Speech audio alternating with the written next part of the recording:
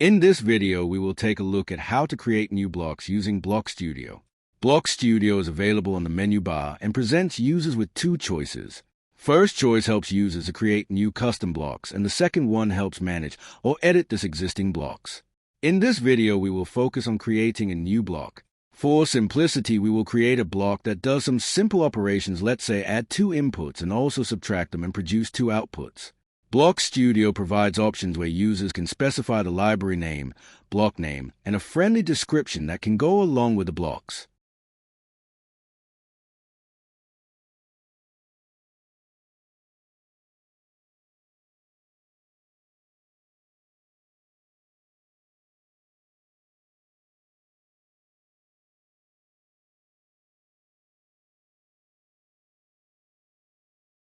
If need be, an icon can also be specified.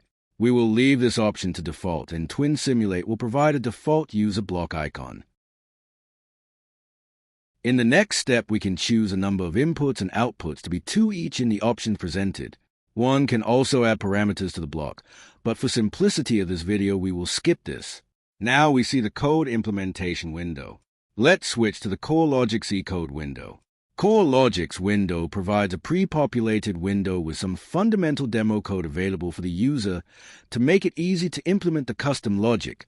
The block structure contains the inputs and outputs, and the pointer to the inputs and outputs are shown as examples.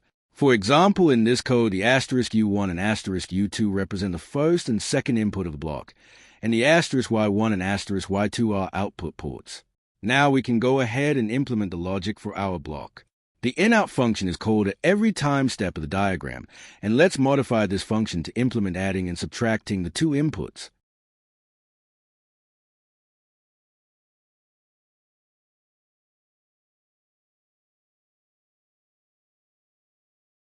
It is always a good practice to add comments in the code, so let's go ahead and add them.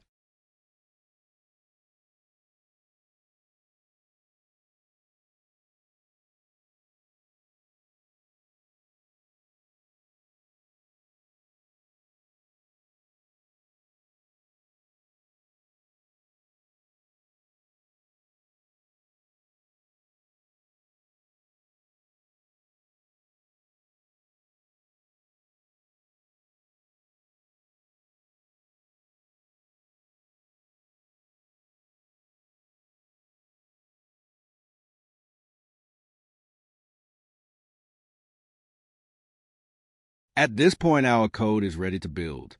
Generic C blocks can be selected to be supported on all the targets or selected targets based on their implementation being generic or using target-specific dependencies, for example, device drivers or target-specific libraries. We will enable the block to be built for all targets given the function is a generic C code. We can also allow the blocks to be edited and rebuilt from block dialog. We will enable this option and see later how it helps. Block Studio also helps in building and installing the library in the block and update TwinSimulate with a click of a Refresh Library button.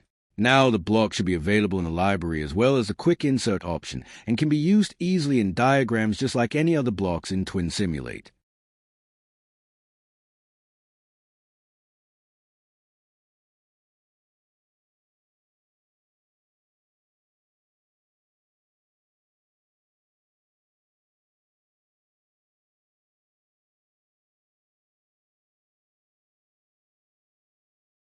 Given we enable the option to allow editing the block C code from block parameter dialog, one can easily open the code, modify them, and also rebuild and test the blocks very easily, offering a very quick iteration. Now let's go ahead and run some tests. We will connect some test inputs and observe the results.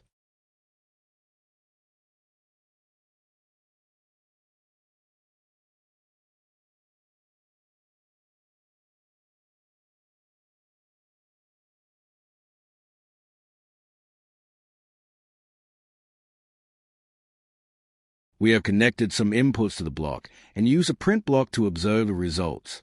When we run the simulation, we see the print console block show up and show the results.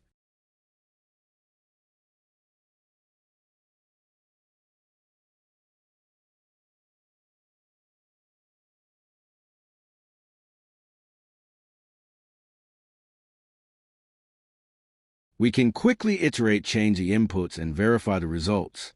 The code seems to work as expected.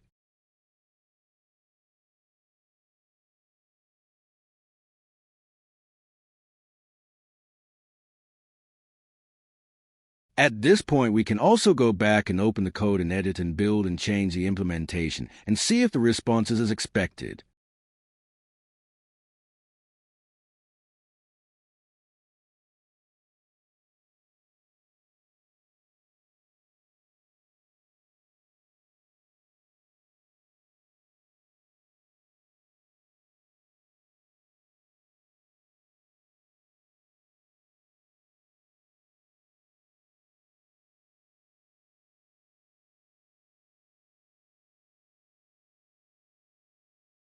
As we observe, we could easily change the code, build and reload the new implementation, and test. Thanks for watching this tutorial.